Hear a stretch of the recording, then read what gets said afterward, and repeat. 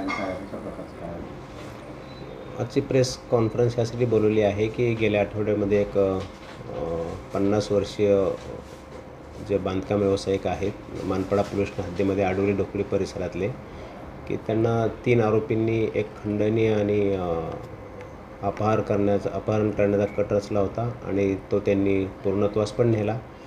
आणि आमच्याकडे तक्रार आल्यानंतर आम्ही त्याचा तपास केला आणि आमच्या DB टीमने त्याच्यामध्ये काम केलं आणि त्या आरोपींना पकडलेलं आहे.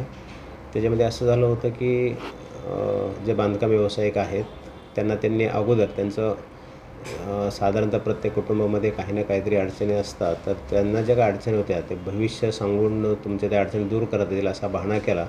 जे आरोपी होते त्यांनी, खैरे नावाचा एक आरोपी आहे गिरीश खैरे, तर ते बोलले त्यांच्याकडे एक चांगला भविष्य सांगणारा इसम आहे आणि त्यांच्याकडे घेऊन जाऊ, हात दाखवून तुमचं भविष्य सांगून आपण काय कौटुंबिक समस्या आहेत ते आपल्याला दूर करता येतील.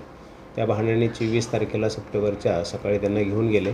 एक रूम ऑलरेडी त्यांनी घेऊन ठेवला होता. त्या ठिकाणी भविष्य सांगणारे जे असे तोत्या त्यांनी 2 इसम आणून ठेवले होते त्या ठिकाणी. त्यातले एकाचं नाव विनय कुमार यादव आणि दुसऱ्याचं नाव आहे विनायक कराडे. असे त्यांना भविष्य सांगतो म्हणून सांगून ठेवलं होतं त्यांना. तर ज्यावेळेस हा खैरे नावाच्या इस्मानं त्या 50 वर्षीय इस्मांना तिथे घेऊन गेले, त्यांना हात दाखवण्यासाठी हात पुढं केला असता खैरे त्या ठिकाणी निघून गेला. मग ते जे तोतया भविष्य सांगणार होते त्यांनी हात बघण्याच्या बहाण्याने त्यांचा हात हातात घेतला आणि दुसऱ्या हाताने त्यांना चापट मारली. त्यानंतर त्यांच्या लक्षात आलं की ही काहीतरी वेगळी गडबड आहे. मग त्यांनी लगेच दुसरा जो त्यांच्याबरोबरचा आरोपी होता तर विनय कुमार यादव याने त्याने लगेच त्याच्याजवळचं पिस्टल काढलं आणि त्याच्या डोक्याला लावलं आणि 20 लाख रुपयाची त्या ठिकाणीच खंडणी मागितली. त्याबरोबरच त्यांच्या जवळ जे पैसे आहे 27,000 रुपयांनी जवळचे 3 मोबाईल महागडे 2.5 लाखाचे ते पण त्यांनी हिसकावून घेतले. मारहाण केली, त्यांना दुरीनं बांधलं आणि 20 लाख रुपये ताबडतोब तुम्ही फोन करून मागवून घ्या. तर ते फिर्यादी वृद्ध इसम बोलले की आत्ता माझ्याकडे काही पैसे नाहीत, आणावे लागतील, मिसेस घरी आहे. तर मग त्यातला एक जण जो होता विनायक यादव हा त्यांच्या घरी पत्त्यावर त्या ठिकाणी मिसेसकडे गेला आणि मिसेसला एक बहाणा त्यांना पण सांगितलं की तुमच्या मिस्टरांचा अपघात झालेला आहे, तुम्ही चला म्हणून.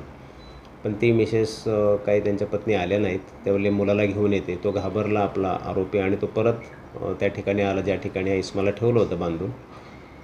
पुन्हा परत खैरे नावाचा जो मेन मुख्य आरोपी आहे तो परत त्यांच्या पत्नीकडे गेला आणि चला लवकरच त्यांच्या गरज आहे हॉस्पिटलला ट्रीटमेंट द्यायची असं बहाणा त्यांनी सांगितलं त्यांच्या पत्नीला आणि त्यांना तो घेऊन आला. घेऊन आताच पहिले जे 2 आरोपी होते विनय कुमार यादव आणि विनायक कराडे हे घाबरून तिथून पळून गेले. मग खैरेनी त्यांच्या पत्नीला त्या रूममध्ये आणला असता त्यांना दिसलं की त्यांच्या पतीला बांधून ठेवलेलं आहे, अंधारी खोली आहे आणि त्याच्यामध्ये